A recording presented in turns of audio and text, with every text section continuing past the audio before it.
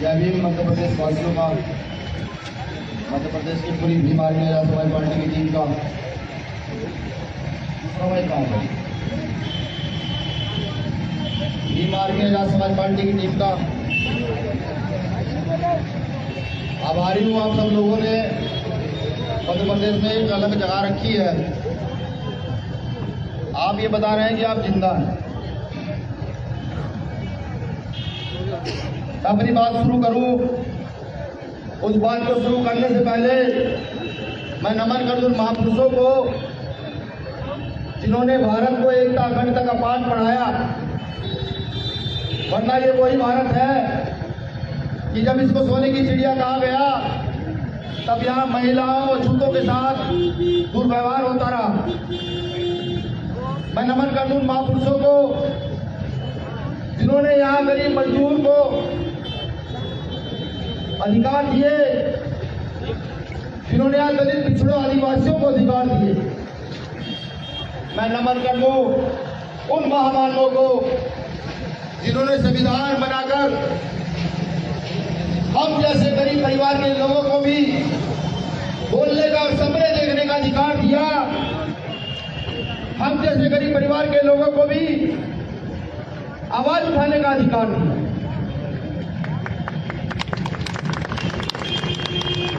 साथियों, कुछ कड़वी बात कहूंगा, हो सकता है ये मैसेज बहुत दूर तक जाए और पूरे मध्य प्रदेश वासियों को बुरा लगे। बुरा लगना भी चाहिए, अच्छी बात है जो मैं कहूंगा, क्योंकि चंद मुट्ठी भर लोग इकट्ठा होते हैं। वो यहाँ के मुख्यमंत्री को मां बहन की गालियां देते हैं, वो हमारे समाज को मां बहन की गालियां देते हैं, और यहाँ का शासन प्रशासन यहाँ की सरकार उनकी मदद करती है, उनके पीछे घूमती रहती है। ये देश की विडंबना है। मैं तुमसे कहता हूं कि अगर तुम्हारे अंदर पानी नहीं खून है और मध्य प्रदेश के बहुजनों का जमीर जागा हुआ है, और अगर तुम्हारी आंखों में शर्म है और वो जो हजारों साल का इतिहास, वो महापुरुष याद है जिन्होंने तुम्हारे लिए अपना घर बार कुछ नहीं देखा, तो 12 तारीख को बताइएगा संवैधानिक दायरे में भोपाल की गलियों में चलकर बताइएगा, और ये बताइएगा ये आंदोलन आज का आंदोलन नहीं है। अभी तो मात्र इस देश को आजाद हुए कुछ चंद साल हुए। भारतीय व्यवस्था में मात्र लोकतंत्र स्थापित हुए कुछ चंद साल हुए हैं। अभी से लोगों के पेट में दर्द होने लगा है, अभी से परेशानियां शुरू हो गई हैं, अभी से ना जाने क्या क्या कहने लगे। मैं कहता हूं देश के बुद्धिजीवी वर्ग से, वो बुद्धिजीवी वर्ग जो शिक्षित है, पढ़ा लिखा है, जो समता समानता चाहता है, जो जाति धर्म से ऊपर उठकर भारत की आर्थिक सामाजिक राजनीतिक उन्नति के लिए काम करना चाहता है। मैं पूछना चाहता हूं, क्या उस वर्ग को कोई अधिकार नहीं जो सदियों से पीछे खड़ा रहा? क्या उस वर्ग को कोई अधिकार नहीं जो सदियों से गले में हाथ पीछे झाड़ू बांध कर चला? क्या उन महिलाओं को कोई अधिकार नहीं जिनको घूंघट से बाहर निकालने के लिए बाबा साहब अम्बेडकर ने कानून मंत्री पद से इस्तीफा दिया? मैं पूछता हूं इस देश के लोगों से जो ये कहते हैं मगड़े हैं, जो ये कहते हैं ये देश उन्होंने बनाया, जो ये कहते हैं इस देश की व्यवस्था चलाते, मैं पूछता हूं उनसे कि हम लोगों ने, हमारे पूर्वजों ने यहाँ गड्ढे खोद कर नदियां बनाई, ये सड़कें बनाई, रात दिन मेहनत की, सारे काम किए, तुम्हारी साफ सफाई की, कपड़े धोए, तुम्हारे जानवर चलाए, सारे काम किए हम लोगों। लेकिन फिर भी देश के अंदर जब हमारे सम्मान की बात आती है तो सरकारें पीछे ना जाने क्यों भाग जाती। मैं बखूबी जानता हूं कि कुछ लोग जो राजनीतिक संरक्षण प्राप्त हैं वो मुख्यमंत्री को गाली दे, मुख्यमंत्री की मां बहनें करे, वो प्रधानमंत्री की मां बहनें करे, या देश में रहने वाले लोगों की माँ बहनें करे, उन पर कोई मुकदमा कुछ होगा नहीं। लेकिन हम बाबा साहब अम्बेडकर के लोग अपनी संवैधानिक लड़ाई भी लड़े तो कभी 151, कभी 116, कभी 307, कभी 148, कभी 149, कभी 150, कभी ना जाने कितने मुकदमे लगाकर हमें जेलों में डाला जाता। मैं पूछता हूं कि जब विश्व के अंदर सब लोग लोकतांत्रिक व्यवस्था में जीना चाहते हैं तो भारत में ऐसी क्या मुसीबत आन पड़ी है कि भारत में जातीय व्यवस्था को इतना मजबूत किया जा रहा है। ये तो तय है, ये लिख लीजिए कि जब तक देश के अंदर ये जातिवाद नाम का जहर स्थापित है, जब तक देश के अंदर वो चंद लोग जो अपने आप को अगड़ा समझते हैं तो ये कहता है कि नहीं हम ही मालिक है, जब तक वो खत्म ना हो जाए तब तक इस देश से आरक्षण को खत्म नहीं किया जा सकता। मैं कहता हूं पिछड़े समाज के लोगों से भी कि बाबा साहब अम्बेडकर जब संविधान लिख रहे थे तो उन्होंने उसमें आर्टिकल 340 लिखा कि पिछड़े समाज के जो लोग हैं उनकी शैक्षिक सामाजिक उन्नति के लिए चाहे सरकार प्रावधान कर सकती है। मैं तो ये कहता हूं, मैं क्या बीमारी पार्टी हमारी ये कहती है कि ओबीसी का रिजर्वेशन भी अनुसूचित 19 के तहत रिटर्न हो जाना चाहिए, संसद में ये आवाज वो घुसनी चाहिए। लेकिन नहीं, जहां जाति धर्म की राजनीति हो वहां अधिकारों की राजनीति नहीं हो सकती। देश के अंदर जाति धर्म की राजनीति चरम सीमा पर है तो ये समझने का सब लोग प्रयास कीजिएगा। मैं कहता हूं मुट्ठी भर लोगों से भी तो यहाँ के मुख्यमंत्री को गाली दे रहे थे, मैं भी बहुत बड़ा विरोधी हूँ मुख्यमंत्री का, मैं बड़ा विरोधी हूँ आरएसएस का और बीजेपी का बड़ा विरोधी हूँ।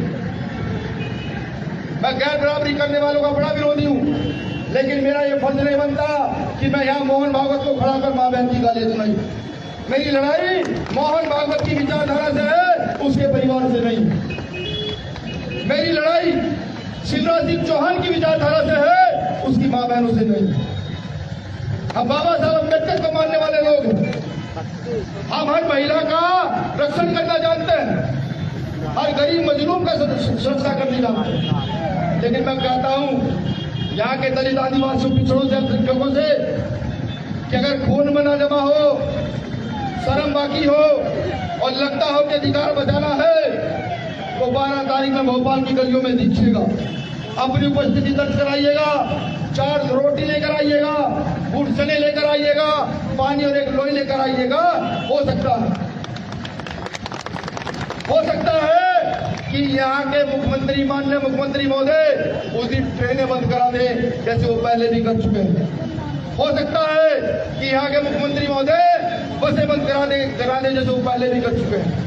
अपनी व्यवस्था बनाकर आइएगा, घर से निकलिएगा और कोई संसाधन भी ना अगर मिले तो 12 तारीख के दिन पूरे दिन पैदल चलिएगा, जहां तक पहुंच सकते हैं अपनी उपस्थिति दर्ज करेंगे। और एक चीज और मैं कह दूं कि अगर आने का दम ना हो तो एक वीडियो मेरे नाम डालिएगा, भैया हम नहीं आ सकते मध्य प्रदेश के लोग, तो ध्यान रखिएगा लड़ाई अधिकारों की है। जिस प्रकार से निकाय चुनाव में ओबीसी का रिजर्वेशन, राजनीतिक रिजर्वेशन छीना गया था और हम लोग पूरी ताकत से आए थे, जेल गए थे, डंडे खाए थे, उसी प्रकार से पूरे देश की भीम आर्मी से आह्वान करूंगा, चलो मध्य प्रदेश, चलो मध्य प्रदेश, चलो मध्य प्रदेश। हाँ ने मैंने कह दिया, अगर मध्य प्रदेश के लोग कहीं डर में जी रहे हो तो आह्वान बता दीजिएगा एक बार। वो भोपाल क्या पूरा मध्य प्रदेश मिला हुआ है, चारों दिशाओं से भीम सैनिक मध्य प्रदेश के अंदर घुसेगा। अभी कुछ देर पहले सूचना आई, यहाँ सीबीसीआईडी के लोग होंगे, वो विदिशा मेरी सूचना को भिजवाइएगा माननीय कलेक्टर महोदय के पास कि जिन लोगों ने यहाँ मुख्यमंत्री को गाली दी उन्हीं लोगों ने भीम आर्मी के कार्यकर्ता को पुलिस के साथ मिलकर उसके घर से उठवाया, इसलिए कि उसने आरक्षण के पक्ष में पोस्ट डाली, इसलिए उठवाया और फिर थाने में उस कार्यकर्ता को पुलिस के साथ साथ उन लोगों ने पीटा और पीटने के बाद माफी मंगवाने का काम किया। मैंने पहले कहा बाबा साहब अम्बेडकर के लोग हम संघर्ष से पैन वाला जानते हैं, हमारे पूर्वजों ने रात रात दिन मेहनत करके संघर्ष की परिभाषाएं लिखी हैं जो इतिहास में दर्ज है। प्रशासन मध्य प्रदेश में वर्ग संघर्ष कराने में किसी भी सामाजिक संगठन या किसी भी जाति विशेष का साथ ना दे, बस मेरा इतना निवेदन है कि अगर ऐसा होता है कि प्रशासन ही मिलकर के भीम आर्मी के कार्यकर्ताओं को, दलित आदिवासियों को खर्चे उठाकर जबरदस्ती पीटता है, या प्रशासन जाकर के उन छोटी मानसिकता के लोगों के साथ घरों में जाकर मां बहनों को गंदी गंदी गालियां उल्टा सीधा कहते हैं, तो ये बर्दाश्त नहीं किया जाएगा, किसी कीमत पर बर्दाश्त नहीं किया जाएगा। तो मुझे पूरी उम्मीद है ये मेरा मैसेज विदिशा तक जरूर पहुंचेगा और विदिशा के साथ साथ मध्य प्रदेश के सभी कोनों तक पहुंचेगा ये मैसेज कि अगर मेरे किसी कार्यकर्ता के साथ गलत किया गया, उसके परिवार के साथ प्रताड़ना की गई, तो ध्यान रहे हम गोली का जवाब भी गोली से देना जानते हैं और डंडे गोली का जवाब भी डंडे गोली से देना जानते हैं। अब बाबा साहब को मानते हैं, वरना इतने इतिहास हमारे हैं कि अगर हम खड़े हो जाए तो रास्ते खाली हो जाएंगे, लेकिन बाबा साहब हमें बांध कर चलेगा। इसके जरिए संविधान लिखे कहेगा ये पहल यही तुम्हारी उन्नति का कारण बनेगा, इसको पकड़ रखा है साहब। तलवार नहीं पकड़ना चाहते, इसको पकड़ कर रखना चाहते हैं, जिसमें क्षमता हो इस बहन की, जिसमें ताकत हो इस बहन को रोकने की, वो आए मुकाबला करे, एजुकेशन में मुकाबला करे, हमारे साथ मुकाबला करे, हम बताएंगे हम कितने क्षमतावान इस देश के अंदर हैं। बस एक बात चाहता हूँ, आज जिला सागर में हूँ, कल ना जाने किस जिले में रहूंगा। एक वादा चाहता हूँ कि वो 12 तारीख का दिन सोने और खाने का दिन नहीं आप लोग अपने जीवन में लाएंगे। उस दिन सिर्फ ये सोचेंगे नहीं भोपाल चलना है। ये वादा चाहता हूँ, ये वादा चाहता हूँ कि आप जाएंगे घर घर गली गली मोहल्ले में जाएंगे और कहेंगे कि जो अधिकार बाबा साहब अम्बेडकर हमें इसमें लेकर गए, इसमें लेकर गए हैं, उनको छीन रहे हैं चंद मुट्ठी भर लोग। इसकी रक्षा के लिए भोपाल में चलना ये वादा चाहता हूं। एक वादा यह चाहता हूं कि आप निकलेंगे अपने घरों से, जाएंगे गली मोहल्लों में, मेहनत करेंगे, लोगों को बताएंगे कि भोपाल चलना है, भोपाल चलना है और ताकत से चलना है। भोपाल में वो आ रहा है जो इसका सबसे बड़ा रक्षक है, जिसे हम रावण कहते हैं। रावण के समर्थन में भोपाल चलना है, किसी से लड़ना भिड़ना नहीं है, लेकिन अपने अधिकार की आवाज लोकतंत्र के तहत भोपाल में जाकर उठानी है, डंके की चोट पर उठानी है और बताना, ये भी बताना कि तुम पूरे देश से बुलाओगे तो हम सिर्फ मध्य प्रदेश से आकर इकट्ठा होंगे, तो पता लग जाएगा हम ताकतवर कितने। 12 तारीख का दिन होगा और भोपाल की गलियों में नीला रंग होगा, भोपाल के अंदर राजधानी के अंदर नीला ही नीला होगा। और अगर मुख्यमंत्री शिवराज सिंह चौहान भी कुछ बोलेंगे तो उन्हें भी अपने मुंह से सबसे पहला शब्द नीला ही निकालना होगा, जय भीम भी निकालना होगा। मुझे पूरी उम्मीद है कि सब लोग वहां पहुंचेंगे, मजबूती से पहुंचेंगे। आखिरी चेतावनी उनके लिए जो मेरे कार्यकर्ताओं को रोककर मारपीट करने का प्रयास कर रहे हैं, रुक जाइए, हम जाइए, संविधान की लड़ाई आपकी लड़ाई हम लड़ते हैं। किसी कार्यकर्ता के हाथ मत लगाइएगा, बिल्कुल हाथ मत लगाइएगा, हाथ लगाओगे तो जवाब दिया जाएगा। जय भीम आर्मी, जय संविधान, जय मध्य प्रदेश, जय भारत, जय जवाहर।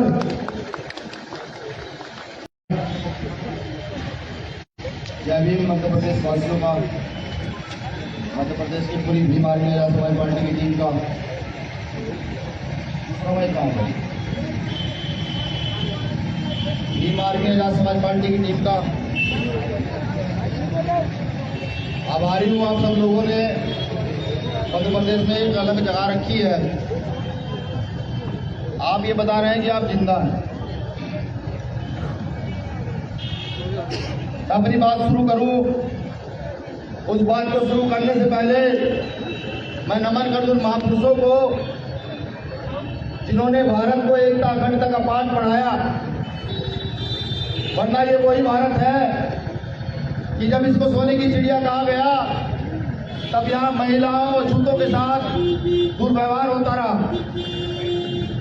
मैं नमन करता हूं महापुरुषों को जिन्होंने यहाँ गरीब मजदूर को अधिकार दिए, जिन्होंने यहाँ दलित पिछड़ों आदिवासियों को अधिकार दिए।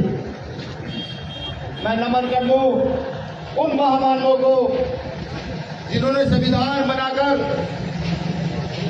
हम जैसे गरीब परिवार के लोगों को भी बोलने का और सपने देखने का अधिकार दिया। हम जैसे गरीब परिवार के लोगों को भी आवाज उठाने का अधिकार दिया।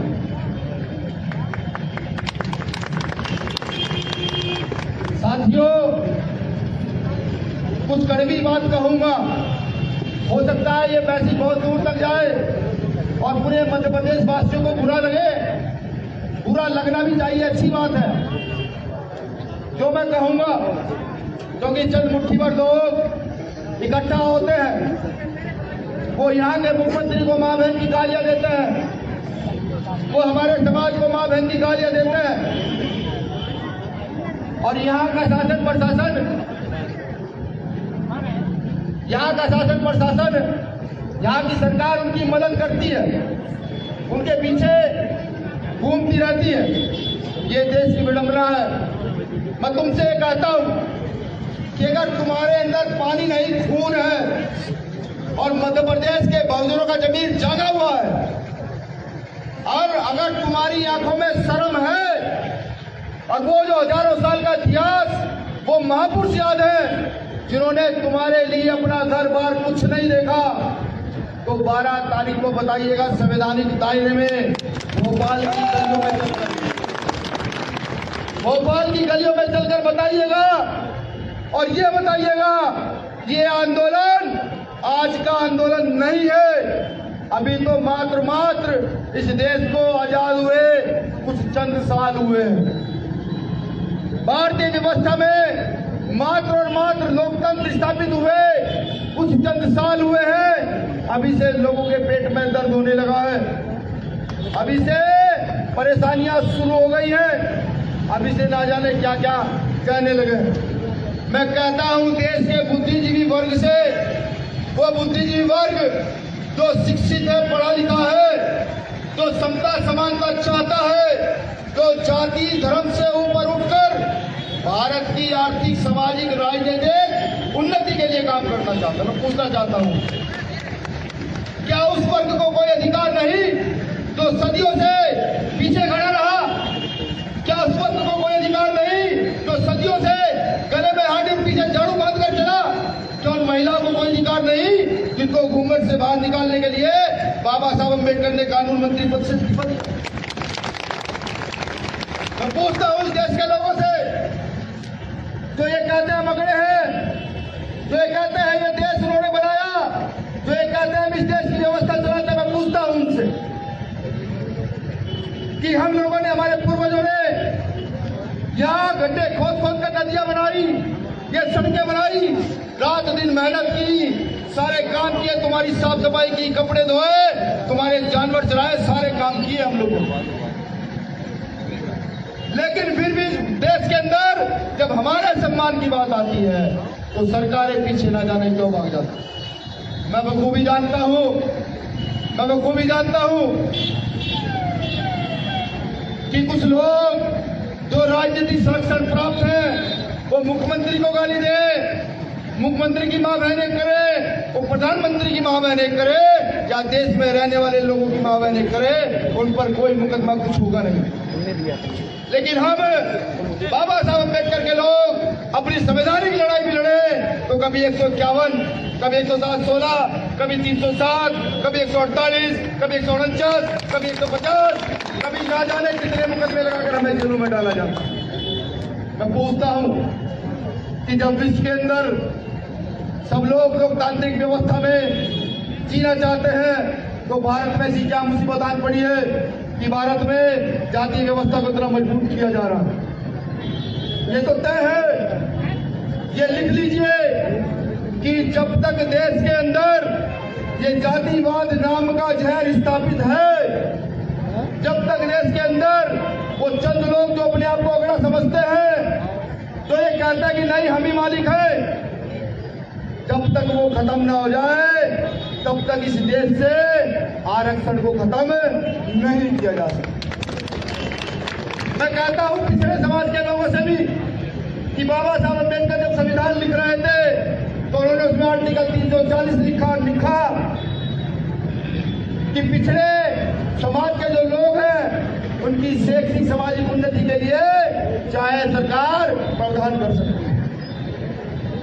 मैं तो ये कहता हूं, मैं क्या भीम आदमी पार्टी हमारी ये कहती है कि ओबीसी का रिजर्वेशन भी अनुसूचित 19 के तहत रिटर्न हो जाना चाहिए, संसद में ये आवाज वो उठनी चाहिए।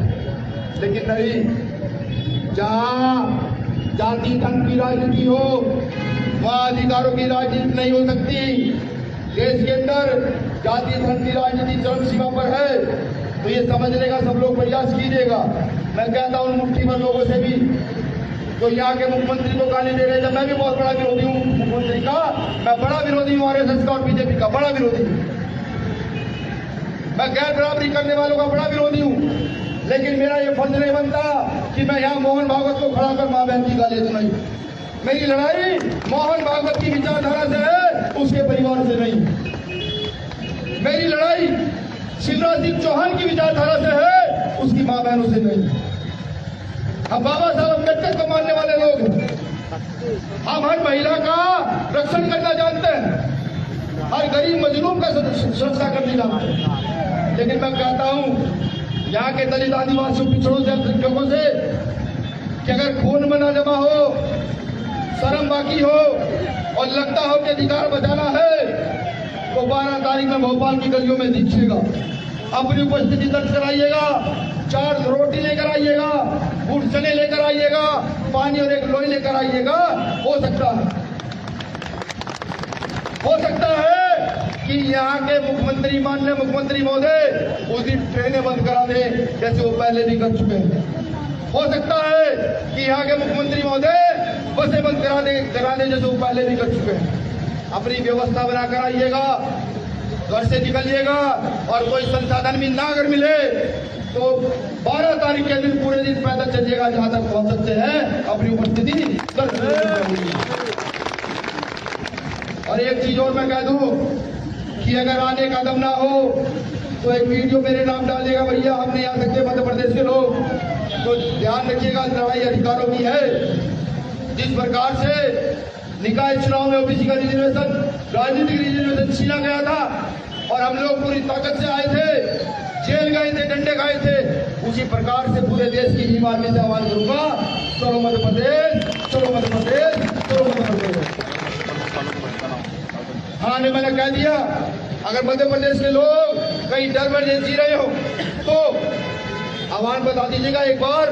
वो भोपाल क्या पूरा मध्य प्रदेश मिला हुआ है, चारों दिशाओं से भीम सैनिक मध्य प्रदेश के अंदर घुसेगा। संविधान अभी कुछ देर पहले सूचना आई, यहाँ सीबीसीआईडी के लोग होंगे, वो विदिशा मेरी सूचना को भिजवाइएगा माननीय कलेक्टर महोदय के पास कि जिन लोगों ने यहाँ मुख्यमंत्री को गाली दी उन्हीं लोगों ने भीम आर्मी के कार्यकर्ता को पुलिस के साथ मिलकर उसके घर से उठवाया, इसलिए कि उसने आरक्षण के पक्ष में पोस्ट डाली, इसलिए उठवाया और फिर थाने में उस कार्यकर्ता को पुलिस के साथ साथ उन लोगों ने पीटा और पीटने के बाद माफी मंगवाने का काम किया।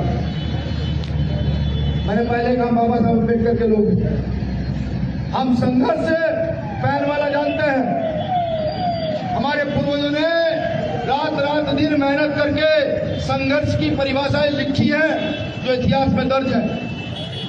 प्रशासन मध्य प्रदेश में वर्ग संघर्ष कराने में किसी भी सामाजिक संगठन या किसी भी जाति विशेष का साथ ना दे, बस मेरा इतना निवेदन कि अगर ऐसा होता है कि प्रशासन ही मिलकर के भीम आर्मी के कार्यकर्ताओं को दलित आदिवासियों को घर से उठाकर जबरदस्ती पीटता है, या प्रशासन जाकर के उन छोटी मानसिकता के लोगों के साथ घरों में जाकर माँ बहनों को गंदी गंदी गालियां उल्टा सीधा कहते हैं, तो ये बर्दाश्त नहीं किया जाएगा, किसी कीमत में बर्दाश्त नहीं किया जाएगा।